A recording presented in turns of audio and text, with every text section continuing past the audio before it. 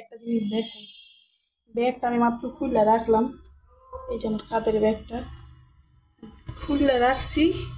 ও আয়সা দেখি ব্যাগেতে বসে পড়ছে, উঠতেছে না। আয় উঠ উঠ, আরে উঠ। হাউ লর, এটা কোনো কথা? কোন নামতেছে না কিছু না, নামবি না? কিরে বলছি নাম, নামো নামো নামো। ব্যাগে কোনো সে বসে নাকি? দেখেন তোমার কেমনটা লাগতেছে।